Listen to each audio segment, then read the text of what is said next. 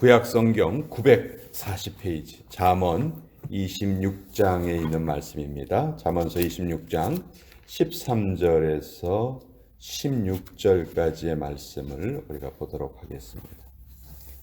구약성경 940페이지 잠언 26장 13절로 16절까지의 말씀입니다. 우리 같이 13절부터 16절까지 읽도록 하겠습니다. 시작. 게으른 자는 길에 사자가 있다, 거리에 사자가 있다 하느니라. 문짝이 돌저기를 따라서 도는 것 같이 게으른 자는 침상에서 도느니라. 게으른 자는 그 손을 그릇에 넣고도 입으로 올리기를 괴로워하느니라. 게으른 자는 사리에 맞게 대답하는 사람 7보다 자기를 지혜롭게 여기느니라. 하나님의 말씀입니다. 아멘. 성경은 게으름에 대해서 아주 강력하게 경계를 합니다. 게으름은 두 가지 종류가 있어요. 우리가 보통 말하는 그런 게으름이 있고, 또 성경에서는 영적인 게으름도 함께 우리에게 말씀하고 있습니다. 자, 이 사람이 누구인지 여러분 한번 생각해 보시기 바랍니다. 그는 최초의 미국 대사였어요. 저 불란서에 가서 미국 대사 역할을 합니다.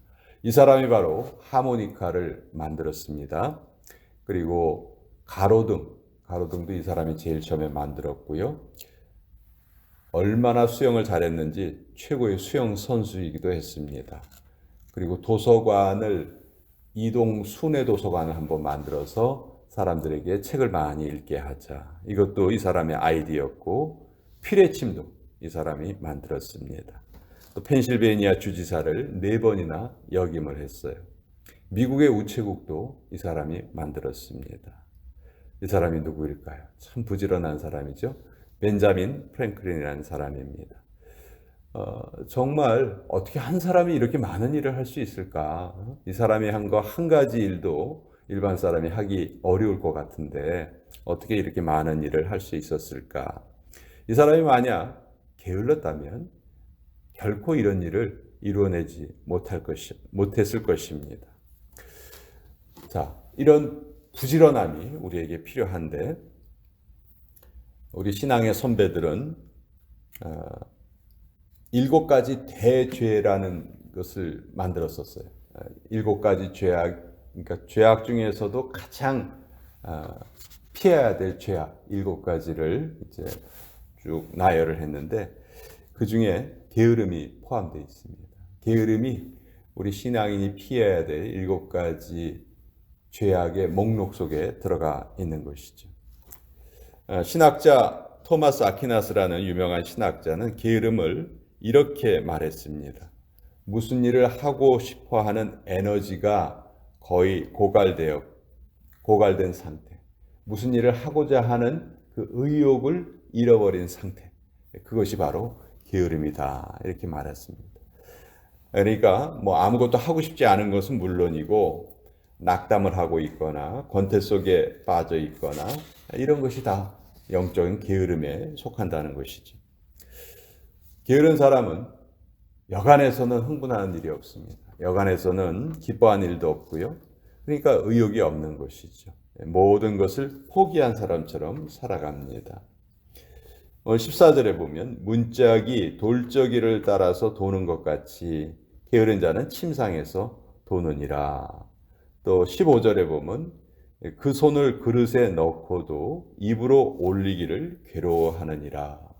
참 우리가 생각하면 말이 안 되는 그런 일인데, 이 게으름이 이런 것까지도 만들어낸다 하는 것이죠.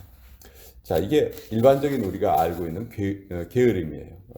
저는 이렇게 아침에 기도를 하는 분들 결코 게으름에서 거리가 먼 사람들이라고 생각합니다. 만약 이 새벽 기도를 게으른 사람들이 한다?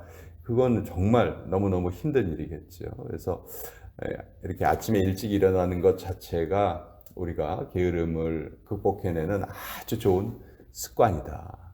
제가 여러 번 말씀드리지만 나쁜 습관은요, 저절로 고쳐지지 않고 좋은 습관으로 바꿀 때만 그 나쁜 습관이 없어집니다. 저도 아침에 일찍 일어나는 걸 무척 힘들어했던 사람 중에 한 사람이거든요. 제 스스로 제가 생각하기에 나는 올빼미형인 것 같다. 공부를 해도 밤에 늦게 공부하는 게 더 편안하고 좋고 그런 스타일이었는데 신앙생활을 하면서 완전히 바뀌게 됐어요. 그러니까 지금은 내가 올빼미 스타일이었다라는 그런 생각 자체를 하질 않습니다. 오히려 아침에 일찍 일어나는 것이 내 건강에도 좋고 또 영적으로도 얼마나 좋은 습관인지 이것을 아주 깊이 깨달으면서 살아가고 있어요. 아마 여러분들도 다 동일한 똑같은 생각을 하고 계실 거예요.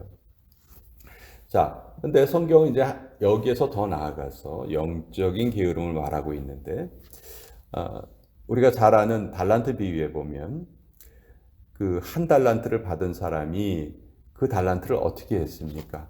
땅 속에 파묻죠. 땅 속에 파묻고 아무것도 하지 않았어요. 그리고 주인이 돌아왔을 때 나 여기 땅 속에 파묻은 거 여기 있으니까 도로 가져가십시오. 이렇게 말을 했죠. 그때 주인이 말했던 것이 뭐냐면 악하고 게으른 종아 이렇게 책망을 하죠. 자, 여기에서 이 게으름의 영적인 의미를 우리가 또 깨닫게 되는데 악하고 게으르다 하는 것은 다른 말로 하면 주인의 마음을 모른다는 것이죠. 악하고 게으름은 결국은 부지런함도 영적으로 따져보면 하나님과의 관계에 대한 말이다. 하나님과의 관계를 정의하는 말이 게으름이다. 예수님이 이런 말씀하셨어요. 하나님이 한 분인 줄 알고 믿고 떠느냐? 잘하였도다. 귀신들도 믿고 떠느니라. 귀신들도 믿음이 있어요. 근데 예수님이 귀신과 대화할 때 귀신이 뭐라고 얘기하냐면 당신이 나와 무슨 상관이 있습니까? 이렇게 귀신이 예수님께 말을 해요. 그러니까 무슨 얘기냐면 나는 당신과 아무 관계가 없습니다.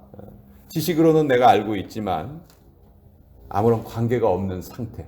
그런 상태가 바로 악이고 게으름이다.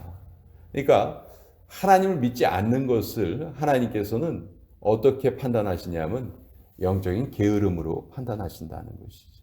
하나님을 모르기 때문에 못 믿는 것이 아니고 영적으로 게으르기 때문에 믿지 않는다는 것이에요. 그래서 오늘 이 잠언서에 있는 말씀을 우리가 보면 참 너무 좀 과장돼서 표현된 것이 아닌가 그렇게 생각할 수도 있지만 이런 표현을 통해서 게으름이 얼마나 나쁜 죄악인가 하는 것을 잠언은 우리에게 잘 교훈을 하고 있습니다. 자, 두 가지 우리는 부지런함을 가져야 됩니다. 세상 사람들이 인정하는 부지런함이 있어야 돼요. 세상 사람들도 부지런하게 사는 사람들이 많죠. 신앙인으로 살아가면서 게으르게 살아간다는 것은 정말 너무너무 부끄러운 일입니다. 그렇지만 이런 세상적으로 부지런한 사람들이 다 올바른 삶을 사는 것이라고 말할 수 없어요. 왜냐하면 방향이 잘못되어 있다면 그런 부지런함은 오히려 더 큰 악이 되는 것이죠. 그래서 영적인 게으름에 빠지지 말아야 되는데 이 영적인 게으름은 하나님과의 관계를 맺어가는 데 있어서 부지런함을 갖는 것이다. 그러니까 부지런히 하나님께 기도드리고 부지런히 하나님과 대화하고 부지런히 하나님의 뜻을 실천하는 것, 이것이 영적인 게으름에서 탈피하는 길이라는 것이죠. 우리가 보통 부지런함과 게으름을 얘기할 때 바깥으로 드러나는 외적인 모습만 가지고 판단하는 경우가 많은데 성경은 거기에서 머무르지 않습니다. 그것도 물론 중요하지만 더 중요한 것은 하나님과의 관계다. 영적인 부지런함을 늘 유지하는 것이 가장 중요하다. 이렇게 말씀합니다. 자, 잘못된 것을 반복하는 이유는 뭘까요? 잘못된 것을 반복하는 것은 지혜가 없기 때문이죠. 우리 잠언서는 계속해서 한 가지를 강조해요. 지혜를 사모해라. 지혜를 얻어라. 지혜를 추구해라. 근데 그러면서 또 그 지혜가 뭔지를 정확하게 알려주시죠. 여호와를 경외하는 것이 지혜의 근본이다. 이렇게 말씀해 주세요. 그러니까 결국은 우리가 살아가는 삶의 모든 것이 하나님을 경외하는 거기에 의해서 그 한 가지에 의해서 우리의 인생이 판단된다는 것입니다. 우리의 인생은 다른 것에 달려 있지 않습니다. 하나님을 경외하는 것에 달려 있는데 하나님은 그 하나님을 경외하는 것에 우리가 부지런하기를 원하세요.